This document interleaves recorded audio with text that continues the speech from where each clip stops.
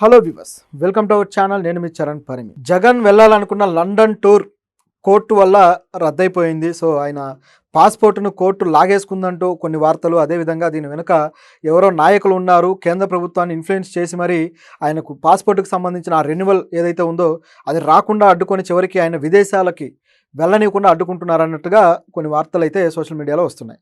అయితే దీంట్లో వాస్తవాలు ఏంటి, అసలు ఏం జరిగిందనేది చూద్దాం. నిజానికైతే జగన్ గారు ఒక లండన్ ఎప్పుడు చెక్కేస్తారో, వెళ్ళిపోతే ఇక రారు, ఈయన బెయిల్ రద్దు అవుతే చివరికి జైలుకి వెళ్లాల్సిన పరిస్థితి ఉంటుంది కాబట్టే లండన్ ఎప్పుడు పారిపోదామా అని ఎదురు చూస్తున్నాడు అన్నట్టుగా కొంతమంది టీడీపీ శ్రేణులు గతంలో మాట్లాడుతూ వచ్చారు. అయితే లండన్లో ఆయన కూతుర్లు చదువుకుంటూ ఉండడము, ఆయన ఒకసారి వెళ్ళి రావడం కూడా మనం చూసాం. ఎప్పుడైతే ఆయన ఓడిపోయారో ఎలక్షన్లో, ఆ తర్వాత ఒకసారి లండన్ వెళ్ళి అక్కడ వాళ్ళకి సంబంధించిన యాక్టివిటీస్లో పాల్గొని తిరిగి వచ్చారు. వచ్చిన తర్వాత నుంచి మళ్ళీ బెంగళూరుకి వెళ్ళడం ఇట్లా ఉన్నారు. దాంతోపాటు ఆ బెయిల్ పిటిషన్ రద్దుకు సంబంధించి ఆల్రెడీ కోర్టులో అయితే పిటిషన్ వేయడము అవన్నీ కూడా జరుగుతూ ఉన్నాయి. సో కోర్టు ఎప్పుడైనా సరే ఆ పిటిషన్ను రద్దు చేసే అవకాశం కూడా లేకపోలేదన్న టెన్షన్ అయితే ఇప్పుడు జగన్ గారిలో ఉంది. ఇదిలా ఉండగా మళ్ళీ లండన్ వెళ్ళాల్సిన అవసరం ఆయనకి ఏర్పడింది.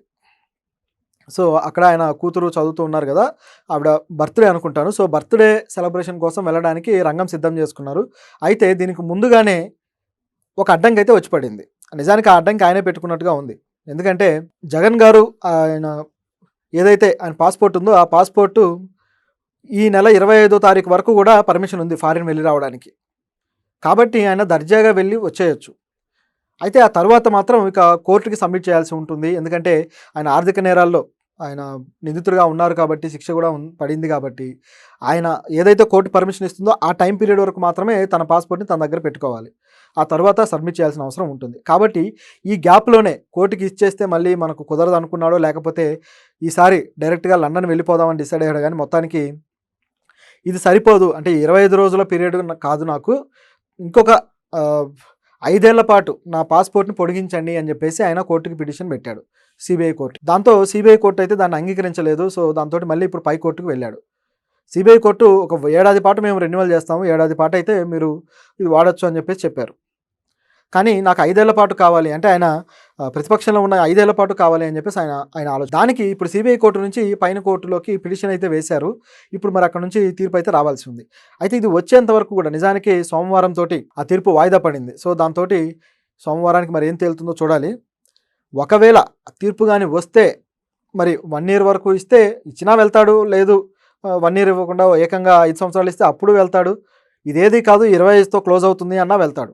ఆయన వెళ్ళేదే. కాకపోతే ఈ ముందే అక్కడికి వెళ్ళి వచ్చిన తర్వాత కూడా ఇది అప్లై చేసుకోవచ్చు, ఎందుకంటే టైం ఉంది. కానీ అలా కాకుండా ముందుగానే దీన్ని అప్లై చేసేసుకొని ఈ 5 ఏళ్ళు మనకు ఆ పర్మిషన్ తెచ్చేసుకుంటే ఓ పని అయిపోతుంది అని ఆయన ఆలోచిస్తున్నాడు. మరి ఎందుకు ఇటువంటి స్ట్రాటజీకి వచ్చాడనేది ఇప్పుడున్న క్వశ్చన్. మరి గతంలో ఏంటి పరిస్థితి అని చూస్తే, నిజానికి ఆయనకి గతంలో ఆయన ఎప్పుడైతే సీఎం అయ్యాడో, సీఎం అయిన తర్వాత ఆయనకి డిప్లొమాట్ పాస్పోర్ట్ అనేది వచ్చింది. డిప్లొమాట్ పాస్పోర్ట్ అనేది ఇట్లా అధికారంలో ఉన్న వాళ్ళు ఇతర దేశాలకు వెళ్ళి ఏవైతే రాష్ట్రానికి సంబంధించిన మంతనాలు ఇవన్నీ చేయాల్సి ఉంటాయి కాబట్టి వాటికి అనుకూలంగా ఇస్తారు. సో ఆ పాస్పోర్ట్ ఉపయోగించడం జరుగుతుంది. ఆ విధంగా ఆయన గత 5 ఏళ్ల పాటు డిప్లొమాట్ పాస్పోర్ట్నే మెయింటైన్ చేస్తూ వచ్చారు. ఆ తర్వాత తన రెగ్యులర్ పాస్పోర్ట్ చేయాల్సి వచ్చింది. ఎప్పుడైతే ఆయన పదవి పూర్తయిందో, పూర్తవగానే డిప్లొమాట్ పాస్పోర్ట్ అర్హత కోల్పోతాడు. ఆ తర్వాత రెగ్యులర్ పాస్పోర్ట్కి ఆయన ఇదయ్యాడు. ఈ రెగ్యులర్ పాస్పోర్ట్ కూడా ఒక లిమిటేషన్ ఉంది, కోర్టు లిమిటేషన్ పెట్టడం జరిగింది సిబిఐ కోర్టు. ఇప్పుడు దాన్ని దాటి ముందుకు వెళ్ళడానికి ఆయన ఆలోచన. ఇక్కడ గమనించి చూస్తే మరి పైనుంచి పెద్దలు ఎవరో చక్రం తిప్పారు, ఈయనకు పాస్పోర్ట్ ఇవ్వకుండా, ఆ టైం పీరియడ్ పెంచకుండా ఇక్కడ ఆపేయడానికి ప్రయత్నం చేస్తున్నారనేది ఇక్కడ కొంతమంది వినిపిస్తున్న వాదన.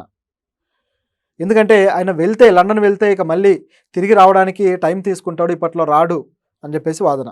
నిజానికి ఆయన రాకపోతే నష్టపోయేది కూడా జగనే. ఎందుకంటే ఎప్పుడైతే ఆయన ఈ రాష్ట్రం నుంచి బయటకు వెళ్ళిపోయి అక్కడ నుంచి ఏవైనా ట్విట్టర్లో ట్వీట్లు పెట్టుకోవడమో, లేకపోతే రాజకీయం చేయడమో మొదలెడితే ఇక్కడ పార్టీ అనేది కొద్దో గొప్ప ఉన్న పార్టీ నాయకులందరూ కూడా ఇటువైపు వెళ్ళిపోవడము, అలాగే ఆ కార్యకర్తలందరూ కూడా నీరుగారిపోవడము, చివరికి గ్రౌండ్ లెవెల్లో ఎటువంటి పార్టీ కార్యకలాపాలు లేకుండా పార్టీ మొత్తానికి చచ్చుబడిపోద్ది, ప్యారలైజ్ అయిపోద్ది ఓవరాల్గా.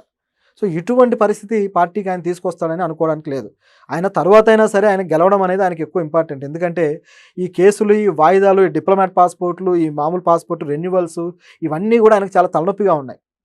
వీటన్నిటి కోసం తిరగడాలు, కోర్టు పర్మిషన్లు అడగటాలు, ఇవన్నీ అదే సీఎం అయిపోతే ఏకబిగిన ఒకేసారి 5 ఏళ్ల పాటు బెయిల్ మీద ఉండేయొచ్చు. అదేవిధంగా 5 ఏళ్ల పాటు డిప్లొమాట్ పాస్‌పోర్ట్‌తో ఉండేయొచ్చు.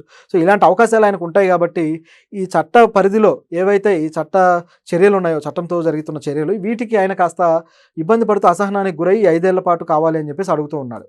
అయితే చంద్రబాబు గారి చేతుల్లో దీనికి సంబంధించిన బెత్తం ఉందా అంటే, అలా అనుకోవడానికి కూడా ఏం లేదు. ఎందుకంటే